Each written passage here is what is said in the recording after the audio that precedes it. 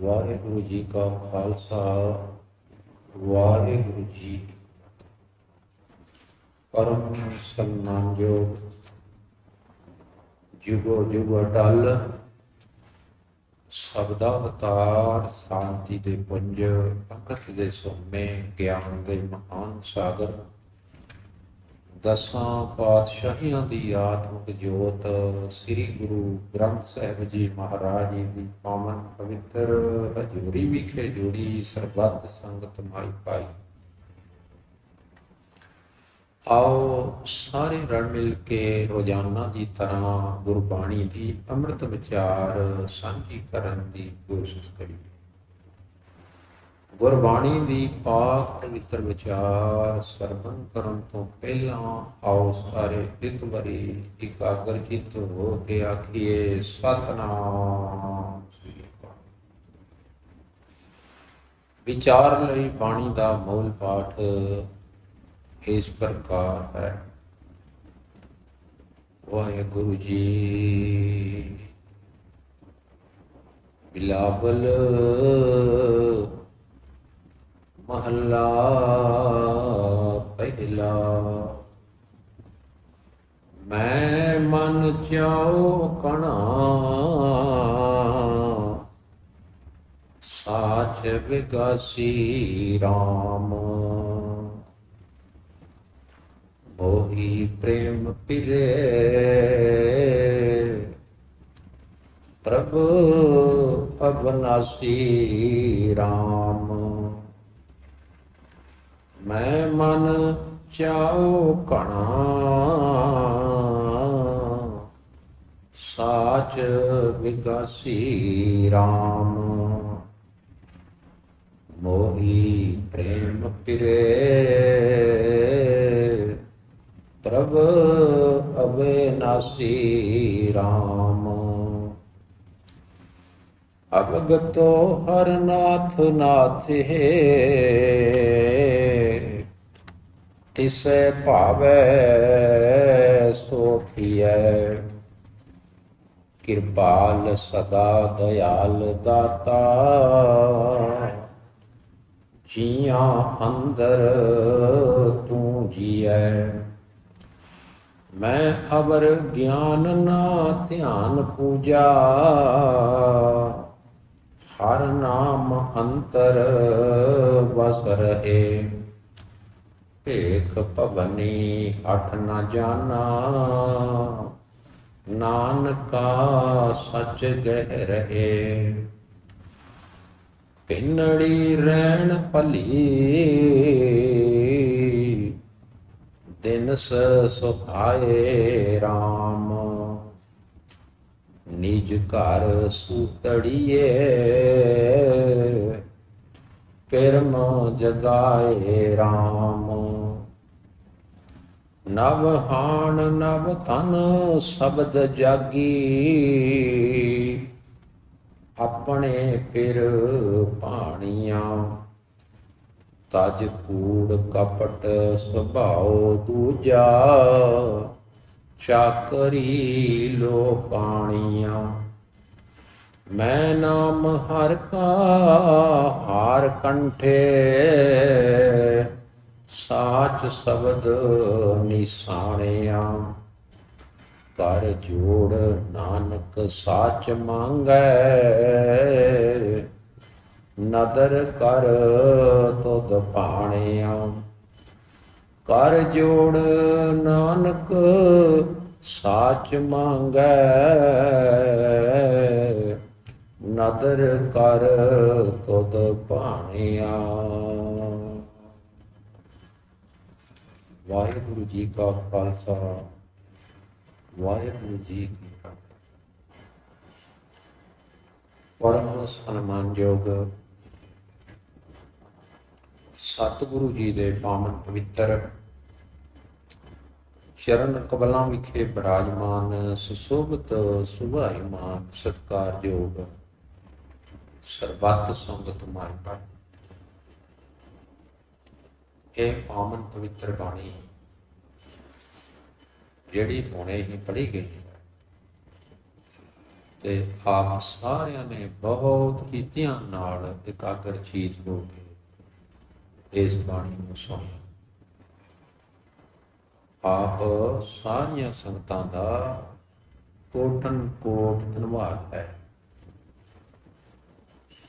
ਕਿਉਂਕਿ ਆਪ ਜੀ ਨੇ ਬਾਣੀ ਨੂੰ ਸਰਵਣ ਕੀਤਾ ਹੈ। ਸੁਣ ਬਿਲਾਵਲ ਮਹੱਲਾ ਪਹਿਲਾ। ਬਿਲਾਵਲ ਰਾਗ ਦੇ ਵਿੱਚ ਇਹ ਮਹੱਲੇ ਪਹਿਲੇ ਦੀ ਬਾਣੀ ਹੈ। ਮਹੱਲੇ ਪਹਿਲੇ ਤੋਂ ਭਾਵ ਹੈ ਕਿ ਪਹਿਲੀ ਪਾਤਸ਼ਾਹੀ ਸ੍ਰੀ ਗੁਰੂ ਨਾਨਕ ਦੇਵ ਜੀ ਮਹਾਰਾਜ, ਉਹਨਾਂ ਦੀ ਉਚਾਰਨ ਕੀਤੀ ਹੋਈ ਇਹ ਬਾਣੀ ਹੈ। ਤੇ ਬਾਣੀ ਦਾ ਨਾਮ ਹੈ ਛੰਤ ਦੱਖਣੀ। ਇਸ ਵਰਗ ਦਾ ਇਹ 2 ਨੰਬਰ ਸ਼ਬਦ ਹੈ। ਇਸ 2 ਨੰਬਰ ਸ਼ਬਦ ਦੇ ਆਪਾਂ ਨੇ ਹੁਣੇ ਹੀ ਕੇਵਲ 2 ਪਦਿਆਂ ਦਾ ਪਾਠ ਕੀਤਾ। 4 ਪਦਿਆਂ ਦਾ ਇਹ ਸ਼ਬਦ ਹੈ, ਛੰਤ ਹੈ, ਤੇ 2 ਪਦਿਆਂ ਦਾ ਆਪਾਂ ਨੇ 2 ਛੰਤਾਂ ਦਾ ਪਾਠ ਕੀਤਾ ਹੈ। ਤੇ ਇਹ ਜਿਹੜਾ ਸ਼ਬਦ ਹੈ ਸ੍ਰੀ ਗੁਰੂ ਗ੍ਰੰਥ ਸਾਹਿਬ ਜੀ ਮਹਾਰਾਜ ਜੀ ਦੇ ਪਾਵਨ ਪਵਿੱਤਰ ਮੁਬਾਰਕ ਪੰਨਾ 843 ਅਤੇ 844 ਦੇ ਉੱਪਰ ਪ੍ਰਕਾਸ਼ਮਾਨ ਹੈ, ਸੁਸ਼ੋਭਿਤ ਹੈ। ਅੱਜ ਦੀ ਇਸ ਬਾਣੀ ਵਿੱਚ ਸ੍ਰੀ ਗੁਰੂ ਨਾਨਕ ਦੇਵ ਜੀ ਮਹਾਰਾਜ ਸਾਨੂੰ ਕੀ ਉਪਦੇਸ਼ ਪ੍ਰਦਾਨ ਕਰ ਰਹੇ ਹਨ। ਆਓ ਪਿਆਰ ਅਤੇ ਸਤਿਕਾਰ ਦੇ ਨਾਲ ਬਾਣੀ ਨੂੰ ਐਨ ਧਿਆਨ ਨਾਲ ਪੜ੍ਹੀਏ, ਵਿਚਾਰੀਏ ਤੇ ਸਮਝੀਏ।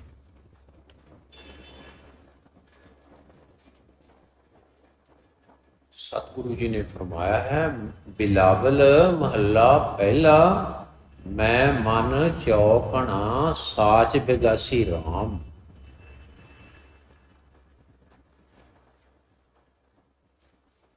ਇਹ ਜਿਹੜੀ ਗੱਲਬਾਤ ਹੈ ਨਾ, ਇਹ ਜੀਵ ਆਤਮਾ ਦੀ ਗੱਲ ਹੋ ਰਹੀ ਹੈ। ਜੀਵ ਆਤਮਾ ਦੀ ਜੀਵ ਇਸਤਰੀਆਂ, ਇਹ ਗੱਲ ਜੀਵ ਇਸਤਰੀ ਕਹਿ ਰਹੀ ਹੈ। ਆਪਾਂ ਨੂੰ ਭਾਵੇਂ ਜੀਵ ਆਤਮਾ ਕਹਿ ਲਈਏ। ਇੱਕ ਸਖੀ ਦੂਜੀ ਸਖੀ ਨਾਲ ਗੱਲ ਕਰ ਰਹੀ ਹੈ। ਇੱਕ ਜੀਵ ਇਸਤਰੀ ਦੂਜੀ ਜੀਵ ਇਸਤਰੀ ਦੇ ਨਾਲ ਗੱਲ ਕਰ ਰਹੀ ਹੈ। ਤੇ ਉਹਨੂੰ ਦੱਸ ਰਹੀ ਹੈ ਕੀ ਆਖ ਰਹੀ ਹੈ, ਮੈਂ ਮਨ ਚੌਕਣ,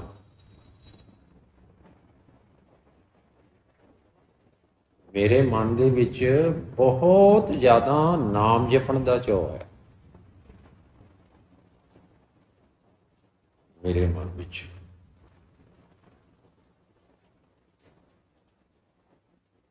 ਸਾਰੀ ਗੱਲ ਚਾਅ ਤੇ ਖੜੀ ਹੈ।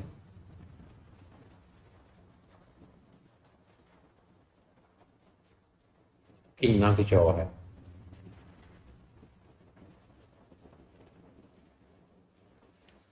ਮੈਂ ਮਨ ਚੌਕਣਾ ਸਾਚ ਬਿਗਾਸੀ ਰਾਮ। ਮੇਰੇ ਮਨ ਦੇ ਵਿੱਚ ਨਾਮ ਜਪਣ ਦਾ, ਗੁਰੂ ਘਰ ਦੇ ਵਿੱਚ ਆਉਣ ਦਾ, ਸੇਵਾ ਕਰਨ ਦਾ, ਸਿਮਰਨ ਕਰਨ ਦਾ ਬਹੁਤ ਚਾਅ ਹੈ।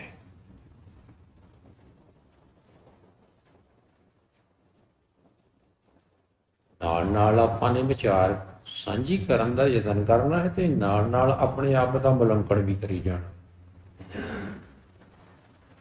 ਇਹ ਗੱਲ ਤਾਂ ਗੁਰਬਾਣੀ ਕਹਿ ਰਹੀ ਹੈ, ਗੁਰੂ ਨਾਨਕ ਦੇਵ ਜੀ ਮਹਾਰਾਜ ਕਹਿ ਰਹੇ ਹਨ, ਬਈ ਮੈਂ ਮਨ ਚੌਕਣਾ। ਅਸੀਂ ਆਪਣੇ ਬਲ ਝਾਤ ਮਾਰੀਏ ਸਾਨੂੰ ਗੁਰੂ ਘਰ ਵਿੱਚ ਆਉਣ ਦਾ ਕਿੰਨਾ ਕੁ ਚਾਅ ਹੈ, ਬਾਣੀ ਪੜ੍ਹਨ ਦਾ ਕਿੰਨਾ ਕੁ ਚਾਅ ਹੈ, ਨਾਮ ਜਪਣ ਦਾ ਕਿੰਨਾ ਕੁ ਚਾਅ ਹੈ, ਪਾਠ ਕਰਨ ਦਾ ਕਿੰਨਾ ਕੁ ਚਾਅ ਹੈ, ਸੇਵਾ ਕਰਨ ਦਾ ਕਿੰਨਾ ਕੁ ਚਾਅ ਹੈ।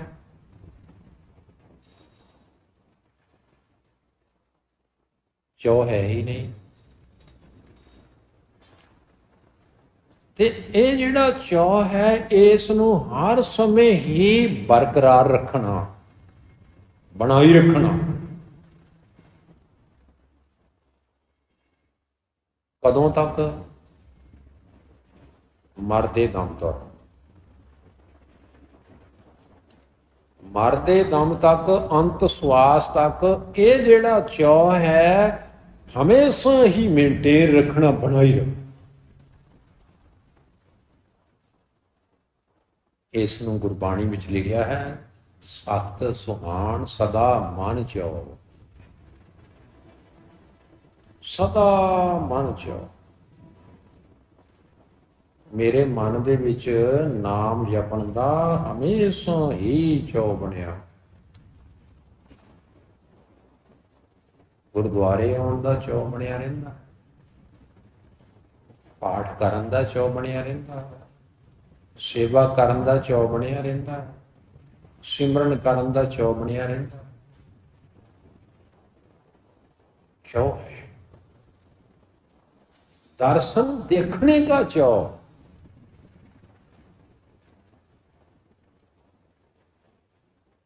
गुरु जी दे दर्शन देखण का चाव है।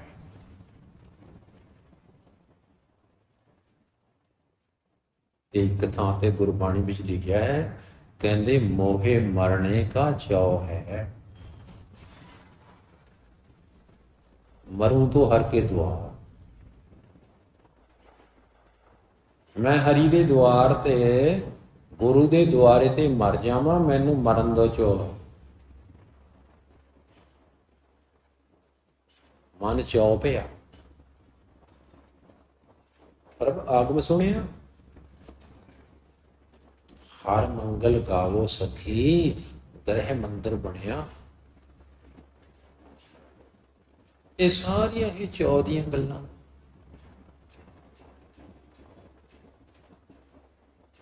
ਤੇ ਇੱਕ ਚਾਅ ਬਾਰੇ ਬਾਬਾ ਫਰੀਦ ਜੀ ਨੇ ਵੀ ਲਿਖਿਆ,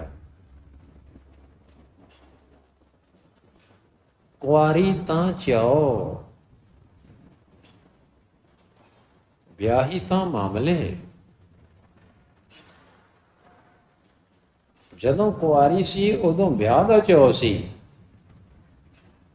ਜਦੋਂ ਵਿਆਹੀ ਗਈ ਫਿਰ ਮਾਮਲੇ ਗਲ ਪਏ।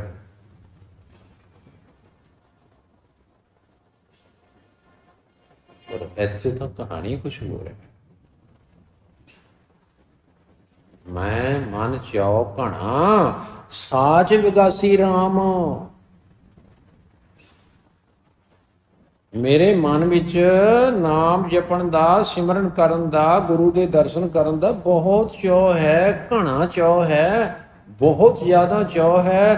ਤੇ ਮੈਂ ਸੱਚ ਦੇ ਵਿੱਚ, ਨਾਮ ਦੇ ਵਿੱਚ ਵਿਗਾਸੀ ਹੋਈ। ਵਿਗਾਸੀ ਤੋਂ ਕੀ ਭਾਵ ਹੁੰਦਾ?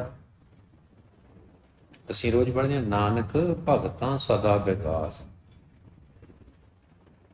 ਸੁਣਿਆ ਦਾ ਦੁੱਖ ਭਾਵ ਸਦਾ ਵਿਗਾਸ। ਭਗਤਾਂ ਦੇ ਮਨ ਹਮੇਸ਼ਾ ਹੀ ਖਿੜੇ ਰਹਿੰਦੇ ਹਨ। ਗੁਰਮੁਖਾਂ ਦੇ ਜਿਹੜੇ ਮਨ ਹਨ ਹਮੇਸ਼ਾ ਹੀ ਖਿੜੇ ਰਹਿੰਦੇ ਨੇ, ਖਿੜਾਓ ਵਿੱਚ ਰਹਿੰਦੇ ਹੈ, ਹਿੜਾਓ ਵਿੱਚ ਰਹਿੰਦੇ, सदा प्रसन्न, हमेशा ही आनंद। आनंदता वाली अवस्था बनी हुई है, खिड़ाव वाली अवस्था बनी हुई है, क्योंकि मोही प्रेम पिरे प्रभ अविनाशी राम। मैं तां ਆਪਣੇ ਪਿਆਰੇ ਪ੍ਰੀਤਮ ਦੇ ਪ੍ਰੇਮ ਦੇ ਵਿੱਚ ਮੋਹੀ ਹੋਈ ਹਾਂ। ਆਪਣੇ ਪਿਆਰੇ ਪ੍ਰੀਤਮ ਦੇ ਪ੍ਰੇਮ ਦੇ ਵਿੱਚ, ਪਿਆਰ ਦੇ ਵਿੱਚ मोही हुई हाँ। ਤੇ ਉਹ ਜਿਹੜਾ ਮੇਰਾ ਪਿਆਰਾ ਹੈ ਜਿਸ ਦੇ ਪ੍ਰੇਮ ਦੇ ਵਿੱਚ ਮੈਂ ਮੋਹੀ ਹੋਈ ਹਾਂ, ਉਹ ਪ੍ਰਭ ਅਵਨਾਸੀ ਰਾਮ ਹੈ। ਉਹ ਅਵਨਾਸੀ, ਜਿਸ ਦਾ ਕਦੇ ਵੀ ਨਾਸ ਨਹੀਂ ਹੁੰਦਾ, ਜਿਹੜਾ ਕਦੇ ਖਤਮ ਨਹੀਂ ਹੁੰਦਾ, ਜਿਸ ਦੀ ਕਦੇ ਮੌਤ ਨਹੀਂ। ਉਸ ਦੇ ਪ੍ਰੇਮ ਦੇ ਵਿੱਚ ਮੋਹਿਤ।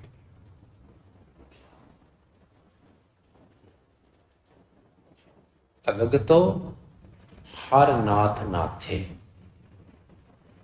ਉਹ ਜਿਹੜਾ ਮੇਰਾ ਪਿਆਰਾ ਪ੍ਰੀਤਮ ਅਕਾਲ ਪੁਰਖ ਵਾਹਿਗੁਰੂ ਹੈ ਨਾ, ਉਹ ਅਵਿਅਕਤ ਹੈ। ਅਵਿਅਕਤ, ਅਵਿਅਕਤ ਤੋਂ ਭਾਵ ਕਿ ਉਹ ਕੋਈ ਵਿਅਕਤੀ ਨਹੀਂ ਹੈ। ਇਹ ਕਿਸੇ ਬੰਦੇ ਦੀ ਗੱਲ ਨਹੀਂ ਹੋ ਰਹੀ। ਉਹ ਕੋਈ ਬੰਦਾ ਨਹੀਂ ਹੈ, ਉਹ ਕੋਈ ਵਿਅਕਤੀ ਨਹੀਂ ਹੈ, ਉਹ ਕੋਈ ਸਰੀਰ ਨਹੀਂ ਹੈ। ਉਹ ਤਾਂ ਮਾਲਕਾਂ ਦਾ ਮਾਲਕ ਹੈ, ਨਾਥਾਂ ਦਾ ਨਾਥ ਹੈ। ਉਹ ਤਾਂ ਪਰਮ ਆਤਮਾ ਹੈ, ਨਿਰੰਕਾਰ ਹੈ। ਉਹ ਤਾਂ ਬ੍ਰਹਮ ਹੈ, ਅਕਾਲ ਪੁਰਖ ਵਾਹਿਗੁਰੂ ਹੈ। ਉਹ ਜੋ ਵੀ ਉਸ ਨੂੰ ਚੰਗਾ ਲੱਗਦਾ ਹੈ, ਭਾਉਂਦਾ ਹੈ, ਉਹ ਹੀ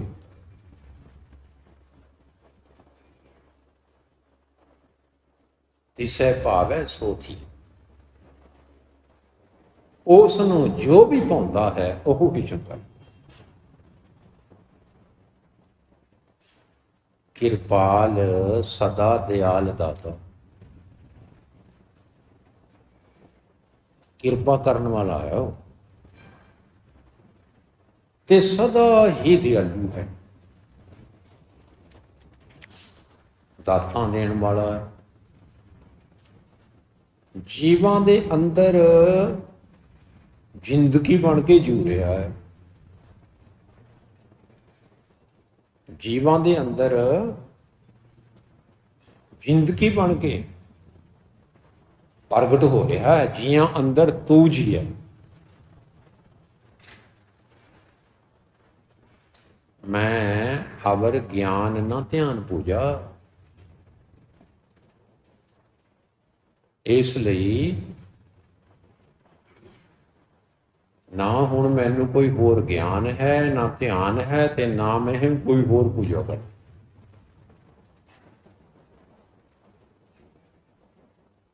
ਹਰ ਨਾਮ ਅੰਤਰ ਵਸ ਰਹੇ, ਕਿਉਂਕਿ ਪ੍ਰਮਾਤਮਾ ਦਾ ਨਾਮ ਮੇਰੇ ਹਿਰਦੇ ਦੇ ਵਿੱਚ, ਮਨ ਦੇ ਵਿੱਚ ਵਸਿਆ ਹੋਇਆ। ਹੁਣ ਮੈਨੂੰ ਨਾ ਗਿਆਨ ਦੀ ਲੋੜ ਹੈ, ਨਾ ਧਿਆਨ ਦੀ ਲੋੜ ਹੈ, ਤੇ ਨਾ ਪੂਜਾ ਦੀ ਲੋੜ ਹੈ। ਇਹਨਾਂ ਦੀ ਲੋੜ ਕਦੋਂ ਪੈਂਦੀ ਹੈ? ਗਿਆਨ, ਧਿਆਨ ਅਤੇ ਪੂਜਾ, ਇਹਨਾਂ ਦੀ ਲੋੜ ਪੈਂਦੀ ਹੈ ਪ੍ਰਾਪਤੀ ਤੋਂ ਪਹਿਲਾਂ। ਜਦੋਂ ਪ੍ਰਾਪਤੀ ਹੋ ਗਈ, ਫਿਰ ਇਹਨਾਂ ਦੀ ਲੋੜ ਨਹੀਂ ਹੈ।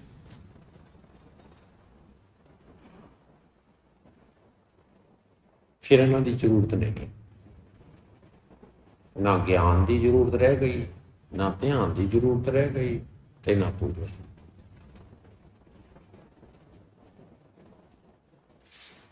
ਜਿਹੜੀ ਪ੍ਰਾਪਤੀ ਵਾਸਤੇ ਗਿਆਨ ਦੀ ਲੋੜ ਪਈ ਸੀ, ਧਿਆਨ ਦੀ ਲੋੜ ਪਈ ਸੀ, ਪੂਜਾ ਦੀ ਲੋੜ ਪਈ ਸੀ, ਉਹ ਵਸਤੂ ਪ੍ਰਾਪਤ ਹੋ ਗਈ।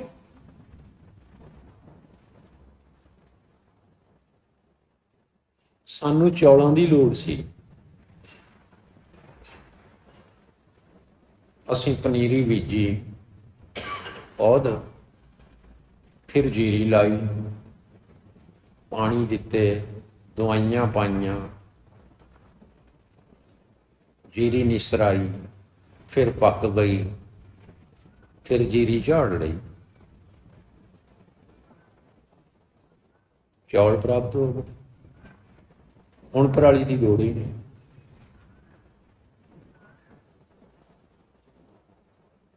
ਹੁਣ ਪਰਾਲੀ ਦੀ ਲੋੜ ਹੀ ਨਹੀਂ। ਭੇਖ ਭਵਨੀ ਹਠ ਨਾ ਜਾਣਾ। ਹੁਣ ਮੈਂ ਨਾ ਭੇਖ ਧਾਰਨ ਕਰਨਾ ਜਾਣਦਾ ਹਾਂ, ਨਾ ਵੇਸ਼ ਧਾਰਨ ਕਰਨਾ ਜਾਣਦਾ ਹਾਂ, ਤੇ ਨਾ ਹੀ ਮੈਂ ਤੀਰਥਾਂ ਦੀ ਯਾਤਰਾ ਕਰਦਾ ਹਾਂ, ਤੇ ਨਾ ਹੀ ਮੈਂ ਕੋਈ ਹਠ ਕਰਦਾ ਹਾਂ, ਤੇ ਨਾ ਹੀ ਮੇਰਾ ਕੋਈ ਜਿੱਦੀ ਸੁਭਾਅ ਹੈ, ਕਿਉਂਕਿ ਮੈਂ ਸੱਚ ਦੀ ਪ੍ਰਾਪਤੀ ਕਰ ਲਈ। ਭੇਖ ਭਵਨੀ ਹਠ ਨਾ ਜਾਣਾ, ਨਾਨਕਾ ਸੱਚ ਗਹਿਰੇ। ਸੱਚ ਦੀ ਪ੍ਰਾਪਤੀ ਕਰ ਲਈ ਨਾ, ਸੱਚ ਦੀ ਖੋਜ ਕਰਨ ਲਈ ਤੁਰਿਆ ਸੀ ਤੇ ਸੱਚ ਦੀ ਪ੍ਰਾਪਤੀ ਹੋਈ। ਆਪਣੀ ਮੰਜ਼ਿਲ ਤੇ ਪਹੁੰਚ ਗਿਆ। ਆਪਣਾ ਜਿਹੜਾ ਟੀਚਾ ਸੀ ਉਹ ਅਚੀਵ ਕਰ ਲਿਆ, ਟੀਚਾ ਸਰ ਕਰ ਲਿਆ ਤੇ ਸਕਸੈਸਫੁਲ ਹੋ ਗਿਆ।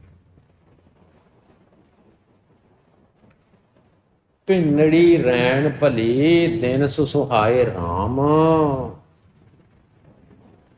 ਹੁਣ ਜ਼ਿੰਦਗੀ ਦੀ ਰਾਤ ਜਿਹੜੀ ਹੈ ਨਾ, ਜੀਵਨ ਦੀ ਰਾਤ, ਪਿਆਰੇ ਪ੍ਰੀਤਮ ਦੇ ਪ੍ਰੇਮ ਦੇ ਵਿੱਚ ਭਿੱਜੀ ਰਹਿੰਦੀ।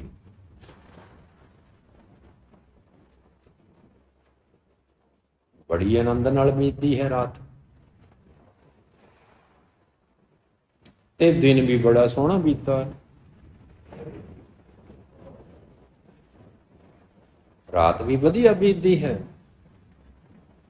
ਤੇ ਦਿਨ ਵੀ ਵਧੀਆ ਬੀਤਦਾ। ਜਦੋਂ ਇਹ ਅਵਸਥਾ ਪ੍ਰਾਪਤ ਨਹੀਂ ਸੀ ਹੋਈ, ਉਦੋਂ ਦਿਨ ਵੀ ਬੜਾ ਔਖਾ ਬੀਤਦਾ ਸੀ ਤੇ ਰਾਤ ਵੀ ਬੜੀ ਔਖੀ ਬੀਤਦੀ ਸੀ। ਉਦੋਂ ਦੁੱਖ ਸੀ, ਗਮ ਸੀ, ਜੁਦਾਈ ਸੀ, ਵਿਛੋੜਾ ਸੀ। ਉਦੋਂ ਇਹ ਹਾਲਤ ਸੀ ਕਿ ਗਮਾਂ ਦੀ ਰਾਤ ਲੰਮੀ ਹੈ ਤੇ ਮੇਰੇ ਗੀਤ ਲੰਮੇ ਹਨ।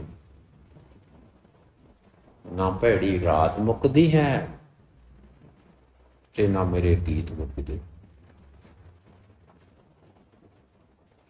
ਜਦੋਂ ਬੰਦਾ ਦੁਖੀ ਹੋਵੇ ਨਾ, ਜਾੜ ਦਰਦ ਕਰਦੀ ਹੋਵੇ, ਪੇਟ ਦਰਦ ਕਰਦਾ ਹੋਵੇ, ਤਾਂ ਰਾਤ ਬਤੀਤ ਨਹੀਂ ਹੁੰਦੀ ਸੌਖੀ ਜਿਹੀ, ਰਾਤ ਵੀ ਬੜੀ ਲੰਮੀ ਹੋਈ।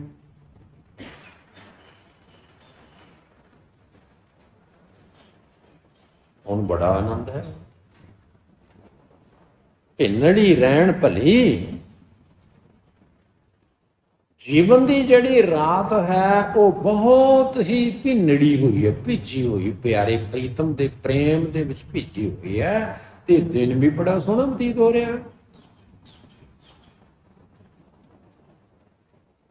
ਬਾਗੋ ਬਾਗ ਨਿਜ ਘਰ ਸੁਤੜੀਏ, ਕਿਰਮ ਜਗਾਏ ਰਾਮ।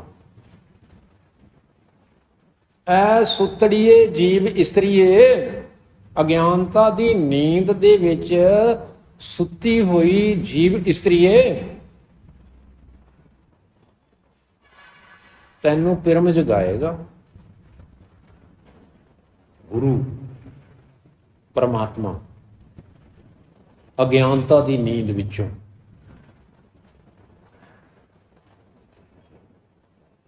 ਅਗਿਆਨਤਾ ਦੀ ਨੀਂਦ ਵਿੱਚੋਂ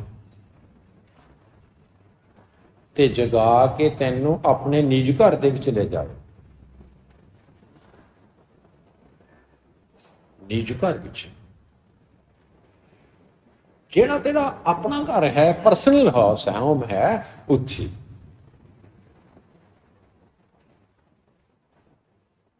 ਜਿਹਦੇ ਬਾਰੇ ਆਪਾਂ ਰੋਜ਼ ਪੜ੍ਹਦੇ ਹਾਂ, ਨਿਜ ਘਰ ਮਹਿਲ ਆਵੋ ਸੁਖ ਸਹਿਜੇ, ਬਾਹਰ ਨਾ ਹੋਏ ਕੋ ਫੇਰ।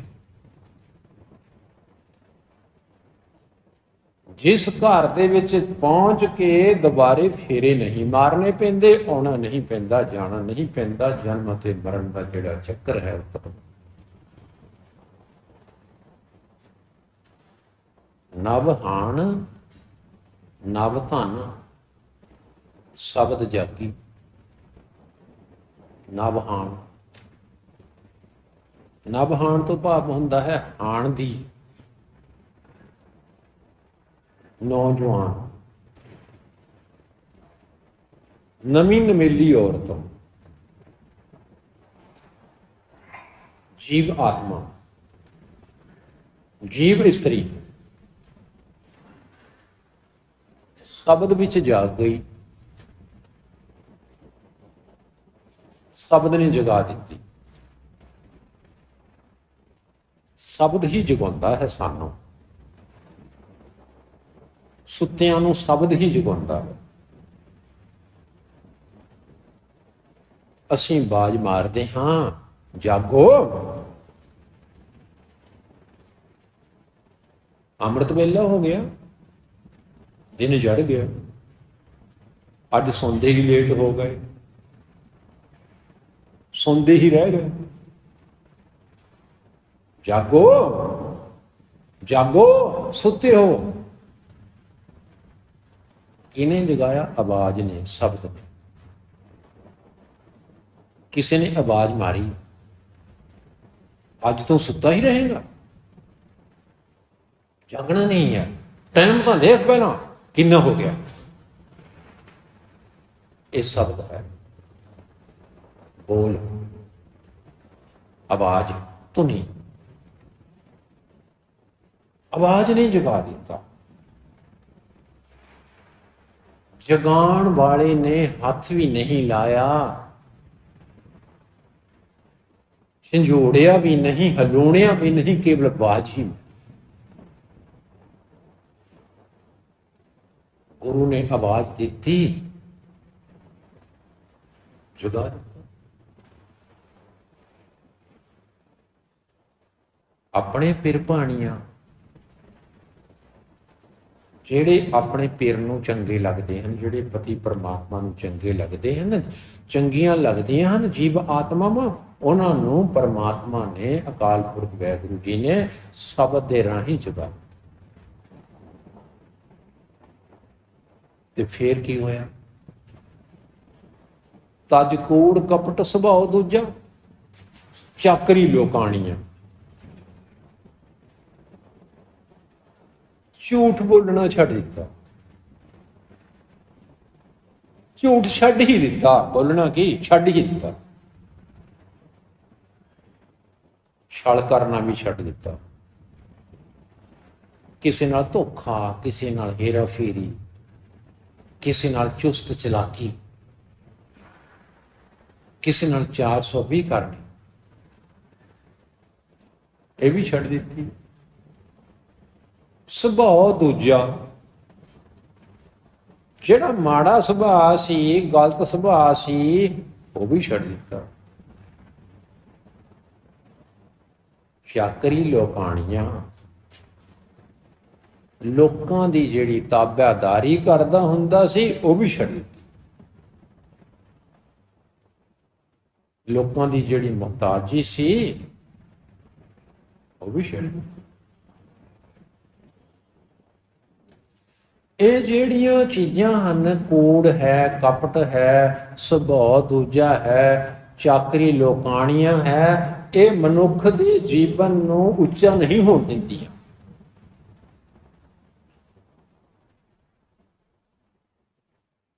ਉੱਚਾ ਮਿਆਰ ਨਹੀਂ ਹੋਣ ਦਿੰਦੀਆਂ। ਇਹ ਗੁਰਮੁਖ ਬਣਨ ਦੇ ਰਾਹ ਦੇ ਵਿੱਚ ਸਾਰਿਆਂ ਤੋਂ ਵੱਡਾ ਰੋਲ ਹੈ। ਭਗਤ ਬਣਨ ਦੇ ਰਾਹ ਦੇ ਵਿੱਚ ਇਹ ਸਾਰੇ ਤੋਂ ਵੱਡਾ ਰੋਲ ਦੂਰ ਕਰ ਦਿੱਤੇ। ਕੂੜ ਵੀ ਛੱਡ ਦਿੱਤਾ, ਕਪਟ ਵੀ ਛੱਡ ਦਿੱਤਾ, ਸੁਭਾਅ ਦੂਜਾ ਵੀ ਛੱਡ ਦਿੱਤਾ, ਤੇ ਚਾਕਰੀ ਲੋਕਾਣੀਆਂ ਵੀ ਛੱਡ। ਫੇਰ ਕੀ ਕੀਤਾ? ਮੈਂ ਨਾਮ ਹਰ ਕਾ ਹਾਰ ਕੰਠੇ, ਮੈਂ ਪਰਮਾਤਮਾ ਦੇ ਨਾਮ ਦਾ ਜਿਹੜਾ ਹਾਰ ਹੈ ਨਾ, ਆਪਣੇ ਗਲ ਵਿੱਚ ਪਾ ਲਿਆ। ਪਰਮਾਤਮਾ ਦੇ ਨਾਮ ਦਾ, ਨਾਮ ਹਰ ਕਾ ਹਾਰ ਕੰਠੇ, मैं हरि दे नाम का हार जिहड़ा है ना अपने कंठ विच पा लिया, अपने गल विच पा लिया। नाम का हार, सोने का हार तो सुनिया सी, फुल्लां का हार भी सुनिया सी, जुत्तियां का हार भी सुनिया सी, पर यह नाम का हार की है?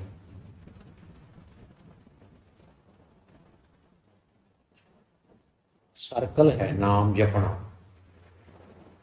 नाम जपना निरंतर लगातार अखंड सिमरन, अखंड सिमरन, अखंड नाम जपना, एक परमात्मा का जिहदे बारे भगत कबीर जी ने फरमाया, कबीर मेरी सिमरनी रसना उपर राम।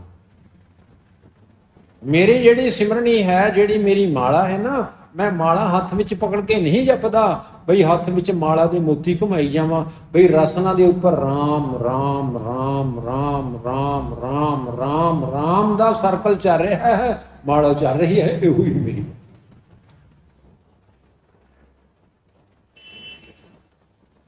सच शब्द निशानिया, सच्चे शब्द दा निशान।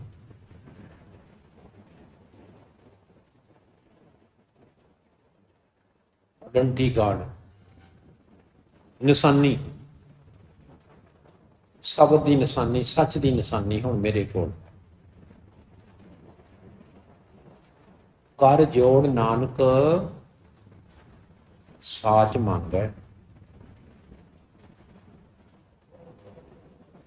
नानक जी फरमान कर रहे हैं, गुरु नानक जी कहते, मैं हे प्रभु जी मैं हाथ जोड़ के ना आप जी तो सच का दान मंगता, सच मंगता, हाथ जोड़ के, हे प्रभु जी आप जी दे अगे हाथ जोड़ के मैं आप जी तो सच मंगता हाँ, सच। कोई देखिया है इस तरह मंगता सच? अरदासां आपां रोज करते भी हाँ, कराउंदे भी हाँ, अपनियां भी कराउंदे हाँ। कदे आपां ने लिखाया है भी हे सच्चे पातशाह जी मैनू नाम दे दिओ जां सच दे दिओ, मैं हमेशा ही सच ही बोलना ते सच्चे काम ही करां ते सच ते ही तुरां, इस तरह का किसी ने अज तक मंग मंगी है?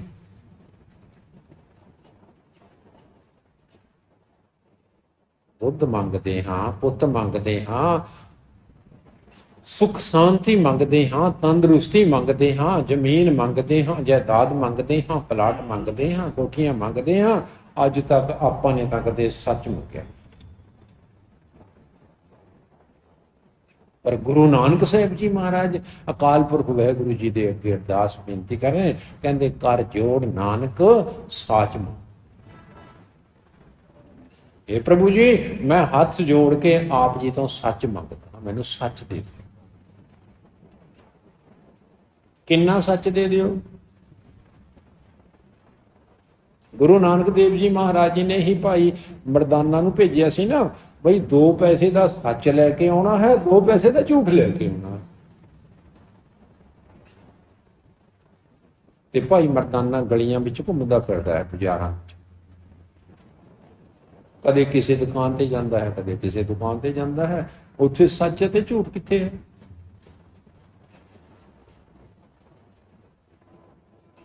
गल दी समझ आवे तां कोई गल करे ना। फिर एक दुकानदार ने कह दिता, कहते आ मैं दें तेन, कागज ते लिख के दे दिता, कहते मरना सच है, जिउना झूठ है, लै जा सौदा, 2 पैसे का सच लै जा, 2 पैसे का झूठ लै जा, मरना सच है तो जिउना झूठ है।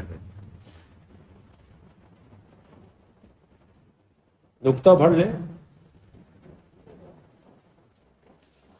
इधर सतगुरु जी फरमान गए, कर जोड़ नानक साच मांगै, नादर कर तुद भाणिया।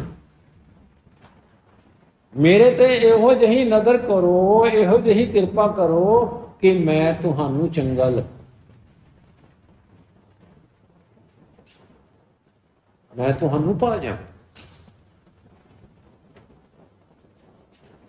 मैं तुहानू चंगा।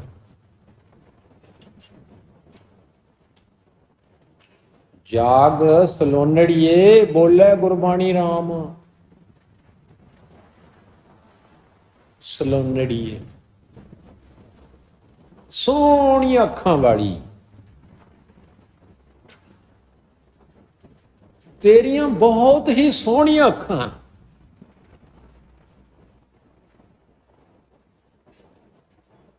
ਉਹਨੂੰ ਮਿਰਗ ਨੈਣੀ ਵੀ ਕਿਹਾ ਜਾਂਦਾ, ਮਿਰਗ ਨੈਣੀ।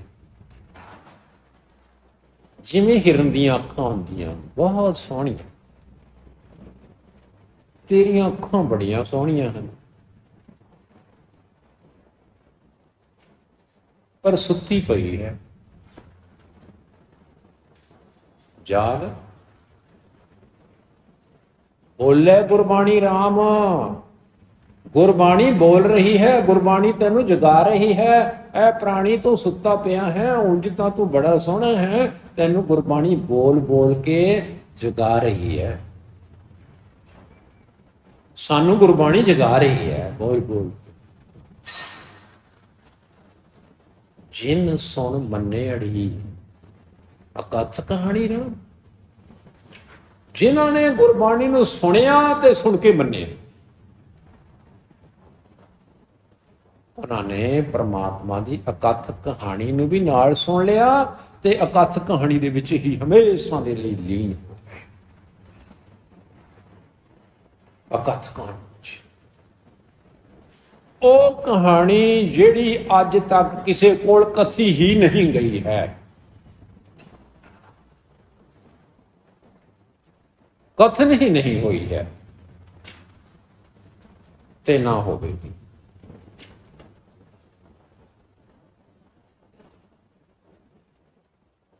ਅਕਥ ਕਹਾਣੀ ਪਦ ਨਿਰਵਾਣੀ। ਜਿਨ੍ਹਾਂ ਨੇ ਅਕਥ ਕਹਾਣੀ ਸਰਵਣ ਕਰ ਲਈ, ਜਿਹੜੇ ਅਕਥ ਕਹਾਣੀ ਦੇ ਵਿੱਚ ਲੀਨ ਹੋ ਗਏ,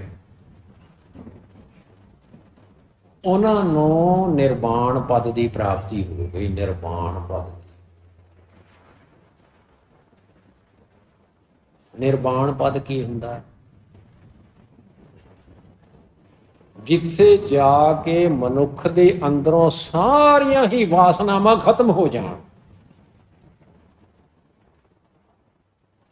ਸਾਰੀਆਂ ਵਾਸਨਾਵਾਂ ਖਤਮ ਹੋ ਜਾਣ।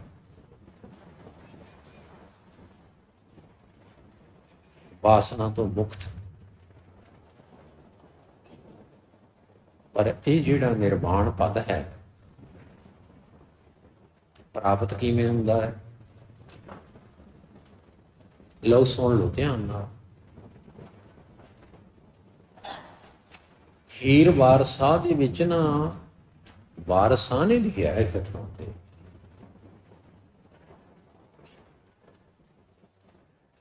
ਵਾਰਸ ਸਾਹ ਉਹ ਨਿਰਵਾਣ ਪਦ ਪਾ ਲੈਂਦੇ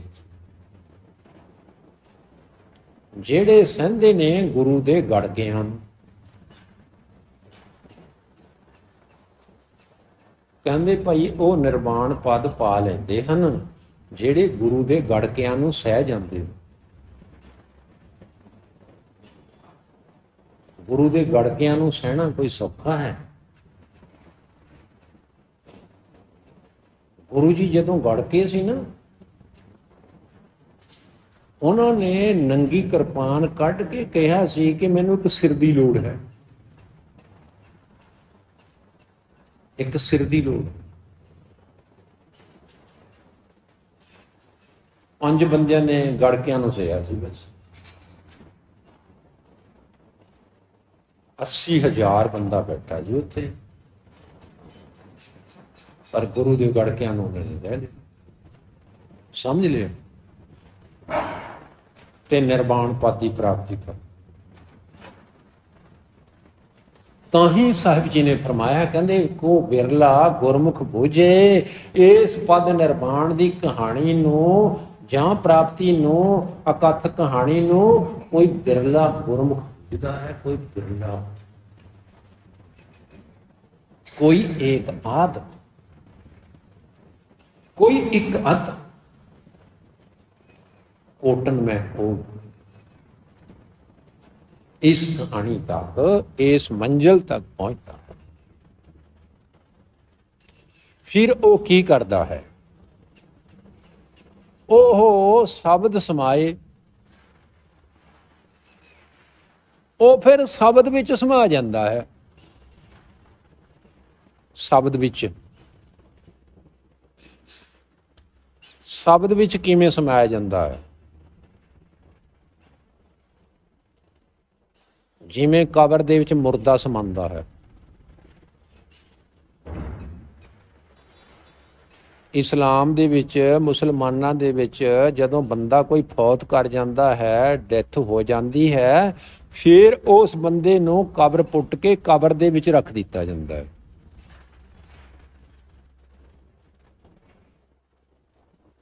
ਕਬਰ ਭਾਵੇਂ ਡੂੰਘੀ ਹੋਵੇ, ਚੌੜੀ ਹੋਵੇ, ਤੰਗ ਹੋਵੇ, ਜਾਂ ਜਿਹੋ ਜਿਹੀ ਮਰਜ਼ੀ ਹੋਵੇ, ਮੁਰਦੇ ਨੂੰ ਉਹਦੇ ਵਿੱਚ ਸਮਾਉਣਾ ਹੀ ਪੈਂਦਾ ਹੈ।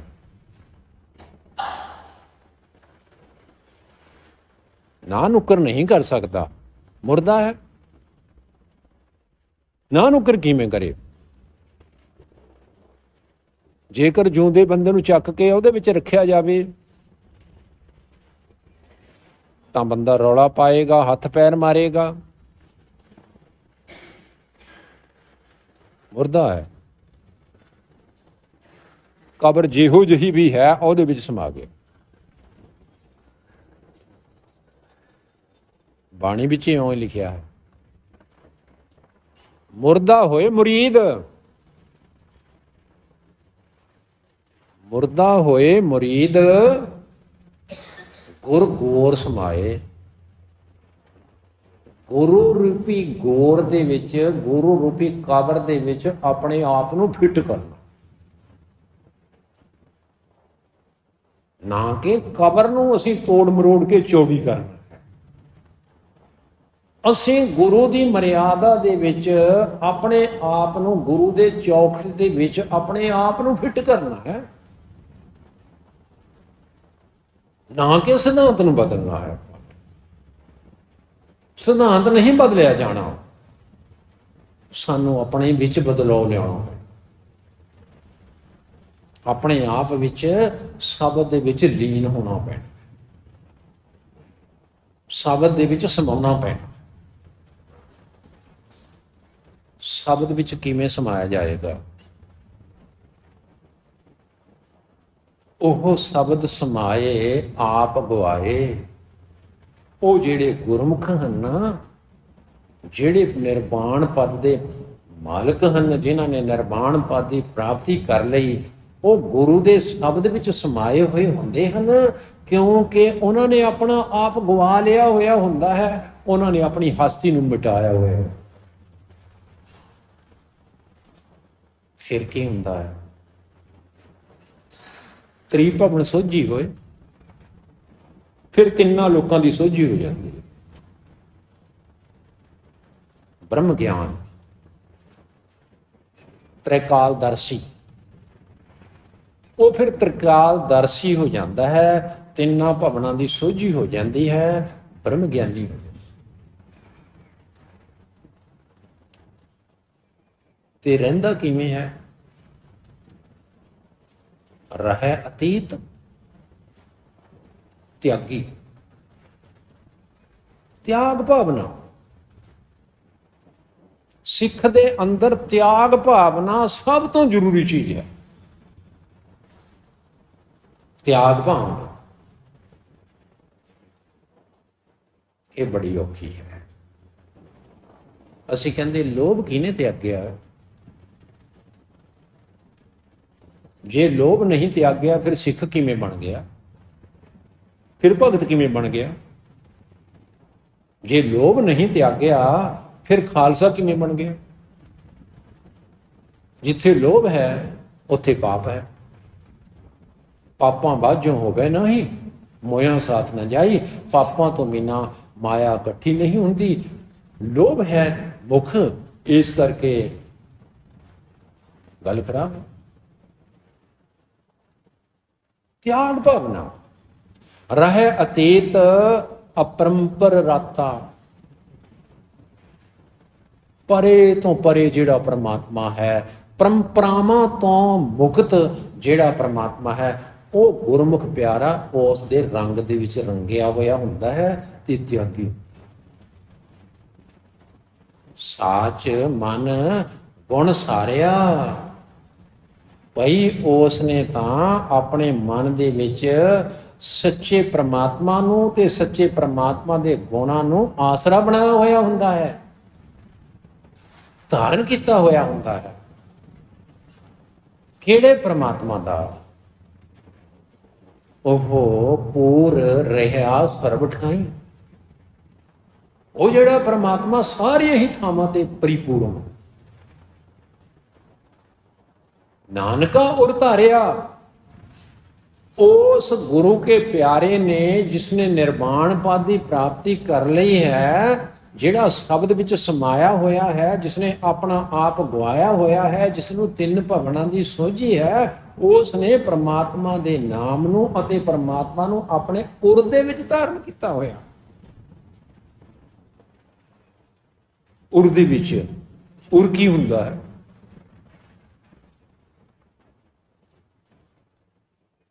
भाई जे गुरबाणी पढ़नी ते समझनी है ना, हिंदी जरूर पढ़नी पएगी। आपां ने नफरत नहीं किसी बोली नाल करनी। अंग्रेजी भी पढ़ो,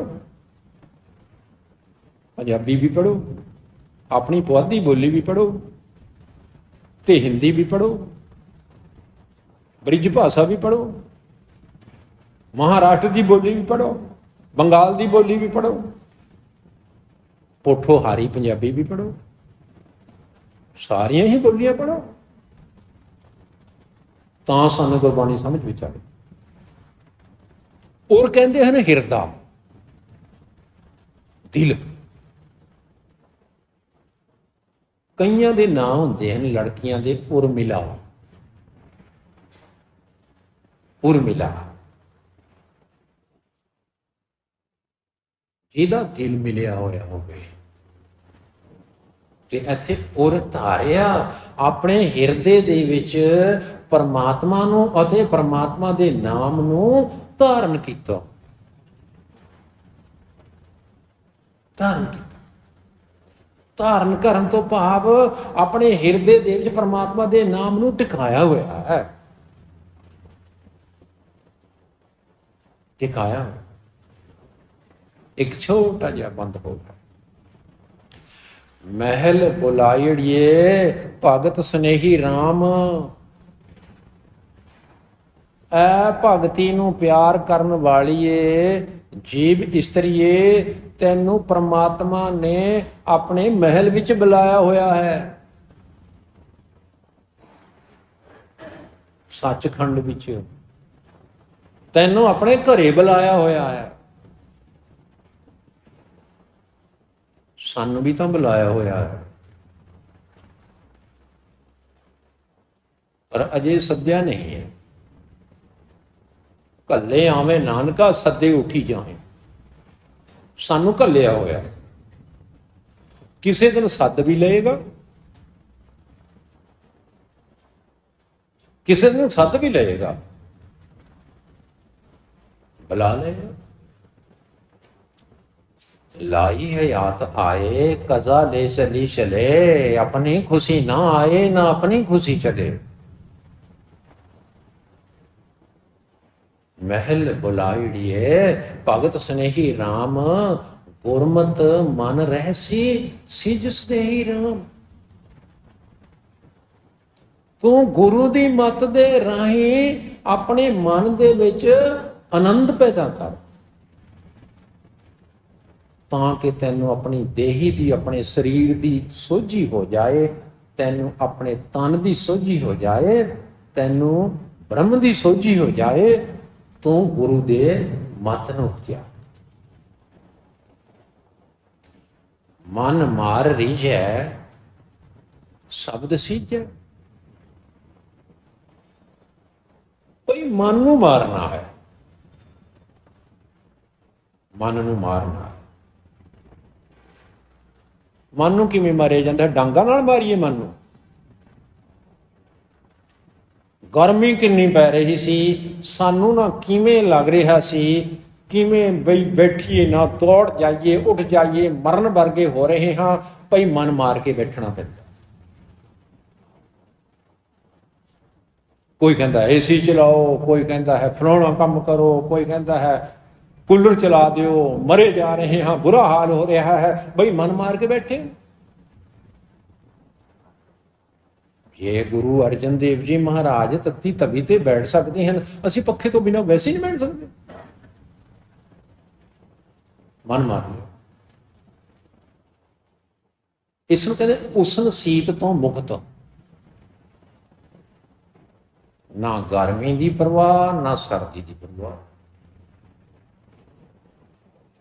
ਨਾ ਗਰਮੀ ਦੀ ਪਰਵਾਹ, ਨਾ ਸਰਦੀ ਦੀ ਪਰਵਾਹ। ਤਾਂ ਹੀ ਹਰਖ ਸੋਗ ਤੋਂ ਨਿਆਰਾ ਹੋਏਗਾ, ਤਾਂ ਹੀ ਦੁੱਖ ਸੁੱਖ ਜਿਹ ਪਰਸੇ ਨਹੀਂ ਹੋਏਗਾ। ਜੇ ਮਾੜੀ ਜਿਹੀ ਗਰਮੀ ਆ ਗਈ ਉਦੋਂ ਤਾਂ ਸਾਡੀਆਂ ਚੀਕਾਂ ਨਿਕਲ ਗਈਆਂ, ਫਿਰ ਤੱਤੀ ਤਵੀ ਤੇ ਕਿਵੇਂ ਬੈਠੇਗਾ ਕੋਈ? ਆਰੇ ਨਾਲ ਕੋਈ ਕਿਵੇਂ ਚਿਰਿਆ ਜਾਏਗਾ? ਮਨ ਮਾਰ ਸੀਜੈ ਸ਼ਬਦ ਸੀਜੈ, ਮਨ ਮਾਰ ਰੀਜੈ ਸ਼ਬਦ ਸੀਜੈ, ਤ੍ਰੈ ਲੋਕ ਨਾਤ ਪਛਾਣੇ। ਫਿਰ ਜਿਹੜਾ ਤਰਲੋਕੀ ਦਾ ਮਾਲਕ ਪਰਮਾਤਮਾ ਹੈ ਨਾ, ਫੇਰ ਪਛਾਣ ਹੁੰਦੀ ਹੈ ਰੱਬ ਦੀ। ਰੱਬ ਦੀ ਫੇਰ ਪਛਾਣ ਹੁੰਦੀ। ਹੁਣੇ ਅੱਧਾ ਘੰਟਾ ਪਹਿਲਾਂ ਕਿੰਨੀ ਗਰਮੀ ਪੈ ਰਹੀ ਸੀ, ਹੁਣ ਠੰਡ ਹੋ ਗਈ ਮਿੰਟਾਂ ਵਿੱਚ। ਬਾਹਰ ਘੁੰਮ ਕੇ ਦੇਖੋ, ਹੈ ਠੰਡੀ ਹਵਾ ਪੈ। ਅਡੋਲ ਅਵਸਥਾ, ਮਨ ਡੀਗ ਨਾ ਡੋਲ, ਨਾਏ ਜਾਏ ਕਤਹੀ। ਨਾ ਮਨ ਡੋਲਦਾ ਹੈ, ਨਾ ਡਿੱਗਦਾ ਹੈ, ਨਾ ਹੋਰ ਪਾਸੇ ਕਿਤੇ ਜਾਂਦਾ ਹੈ ਗੁਰੂ ਨੂੰ ਛੱਡ ਕੇ। ਗੁਰੂ ਨੂੰ ਛੱਡ ਕੇ ਹੋਰ ਕਿਤੇ ਨਹੀਂ ਜਾਂਦਾ। ਜਿਸ ਗਿਆ ਇੱਥੇ ਤਾਂ ਬਹੁਤ ਗਰਮੀ ਲੱਗ ਰਹੀ ਹੈ, ਪਾਸੇ ਚੱਲੀਏ ਕਿਤੇ, ਸ਼ਿਮਲੇ ਜਾ ਕੇ ਆਈਏ। ਸਾਡੇ ਨਾਲੋਂ ਤਾਂ ਉਹ ਪੰਛੀ ਚੰਗੇ ਹਨ ਜਿਹੜੇ ਜੰਗਲ ਦੇ ਵਿੱਚ ਅੱਗ ਲੱਗੀ ਹੋਈ ਸੀ, ਸੌ ਕਹਾਣੀ ਕਹਿੰਦੇ ਆਗ ਲੱਗੀ ਬਨ ਖੰਡ में, जले वृक्ष के पात, तुम क्यों जलते पंछी हो जो पांख तुम्हारे साथ। ਇੱਕ ਰਾਹਗੀਰ ਉਹਨਾਂ ਨੂੰ ਪੁੱਛਣ ਲੱਗਿਆ ਪੰਛੀਆਂ ਨੂੰ, ਕਹਿੰਦੇ ਸਾਰੇ ਜੰਗਲ ਨੂੰ ਅੱਗ ਲੱਗ ਗਈ, ਸਾਰੇ ਦਰਖਤ ਸੜ ਰਹੇ ਹਨ, ਤੁਸੀਂ ਕਿਉਂ ਇੱਥੇ ਮਰ ਰਹੇ ਹੋ? ਤੁਹਾਡੇ ਤਾਂ ਖੰਭ ਲੱਗੇ ਹੋਏ ਨੇ, ਡਾਰੀ ਮਾਰ ਕੇ ਤੁਸੀਂ ਪਾਸੇ ਚਲੇ ਜਾਓ। ਪੰਛੀ ਬੋਲੇ, ਸੁਣ ਬੜੀ ਗੱਲ ਹੈ। ਕਹਿੰਦੇ ਫਲ ਖਾਏ ਇਸ ਵ੍ਰਿਕਸ਼ ਕੇ, बीठ लवेड़े पात, त्रिग हमारा जीवना, जे जले ना वृक्ष के साथ।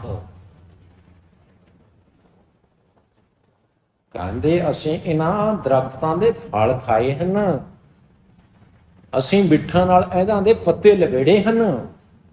ਹੁਣ ਜੇ ਇਹਨਾਂ ਤੇ ਵਕਤ ਪੈ ਗਿਆ, ਅਸੀਂ ਛੱਡ ਕੇ ਜਾ ਨਹੀਂ ਸਕਦੇ। ਸਾਡਾ ਜਿਉਣਾ ਤ੍ਰਿਗ ਹੈ ਜੇ ਅਸੀਂ ਇਹਨਾਂ ਦੇ ਨਾਲ ਹੀ ਸ਼ਹੀਦ ਨਾ ਹੋਈਏ। ਜਪੋ ਸਤਿਨਾਮ ਜੀ। ਮੈਂ ਆਧਾਰ ਤੇਰਾ, ਤੂੰ ਖਸਮ ਮੇਰਾ। हे प्रभु जी, मैनू तेरा ही आधार है, बेस है, तेरे ते ही मैं डिपेंडेंट हाँ। तू मेरा खसम है, तू मेरा मालिक है, तू मेरा पति है, तू मेरा भगवान है, तू मेरा स्वामी है, तू मेरा लॉर्ड है, ते तू ही मेरी ताकत है, तू ही मेरा सहारा है। मैं आधार तेरा, तू खसम मेरा, मैं तान तकिया तेरो। तकिया अरबी फारसी का लफ्ज है। ਆਪਾਂ ਵੀ ਬੋਲਦੇ ਹੁੰਦੇ ਹਾਂ ਪਿੰਡਾਂ ਵਿੱਚ, ਹੁਣ ਤਾਂ ਨਹੀਂ ਬੋਲਦੇ। ਸਾਡੀ ਮਾਂ ਬੋਲਦੀ ਹੁੰਦੀ ਸੀ, ਕਹਿੰਦੇ ਤਕੀਆ ਚੱਕ ਕੇ ਲਿਆ ਅੰਦਰੋਂ, ਸਰਾਣਾ ਸਰਾਣਾ, ਸਹਾਰਾ, ਸਿਰ ਨੂੰ ਸਰਾਣਾ, ਸਿਰ ਨੂੰ ਸਪੋਰਟ ਦੇਣ ਦੇ ਲਈ ਸਿਰਾਣਾ, ਇਸ ਨੂੰ ਕਹਿੰਦੇ ਤਕੀਆ। ਉਸ ਨੂੰ ਤਕੀਆ ਸਹਾਰਾ। ਮੈਂ ਆਧਾਰ ਤੇਰਾ ਤੂੰ ਖਸਮ ਮੇਰਾ, ਮੈਂ ਤਾਣ ਤਕੀਆ ਤੇਰੋ। ਸਾਚ ਸੁੱਚਾ ਸਦਾ ਨਾਨਕ। ਸੱਚ ਜਿਹੜਾ ਹੈ ਹਮੇਸ਼ਾ ਹੀ ਸੁੱਚਾ ਹੈ। ਸੱਚ ਕਦੇ ਗੰਦਾ ਹੁੰਦਾ ਹੀ ਨਹੀਂ, ਸੱਚ ਕਦੇ ਮੈਲਾ ਨਹੀਂ ਹੁੰਦਾ, ਸੱਚ ਕਦੇ ਪੁਰਾਣਾ ਨਹੀਂ ਹੁੰਦਾ, ਉਹ ਤਾਂ ਹਮੇਸ਼ਾ। ਗੁਰ ਸ਼ਬਦ ਝਗਰ ਨਿਬੇੜੋ। ਗੁਰੂ ਦੇ ਸ਼ਬਦ ਨੇ ਮੇਰੀ ਜ਼ਿੰਦਗੀ ਦੇ ਸਾਰੇ ਝਗੜੇ ਨਿਬੇੜ ਦਿੱਤੇ। ਨਾ ਕੋਈ ਪੰਚਾਇਤ ਬੁਲਾਉਣੀ ਪਈ, ਨਾ ਕੋਈ ਪੰਚ ਬੁਲਾਉਣਾ ਪਿਆ, ਨਾ ਕੋਈ ਸਰਪੰਚ ਬੁਲਾਉਣਾ ਪਿਆ, ਨਾ ਪੰਚਾਇਤ ਇਕੱਠੀ ਕਰਨੀ ਪਈ, ਤੇ ਨਾ ਪਿੰਡ ਦੇ ਮੋਹਤਰ ਬੰਦੇ ਇਕੱਠੇ ਕਰਨੇ ਪਏ। ਸਤਿਗੁਰੂ ਸੱਚੇ ਪਾਤਸ਼ਾਹ ਜੀ ਨੇ ਮੇਰੇ ਸਾਰੇ ਝਗੜੇ ਆਪੇ ਹੀ ਨਿਬੇੜ ਦਿੱਤੇ। ਪਤਾ ਨਹੀਂ ਕੀ ਗੱਲ ਬਣੀ ਹੈ, ਕੀ ਨਹੀਂ ਬਣੀ। ਇਹੋ ਜਿਹੀ ਬਾਬੇ ਨਾਨਕ ਦੀ ਕਿਰਪਾ ਹੋਈ, ਜ਼ਿੰਦਗੀ ਦੇ ਸਾਰੇ ਝਗੜੇ ਖਤਮ। ਵਾਹਿਗੁਰੂ ਜੀ ਕਾ ਖਾਲਸਾ।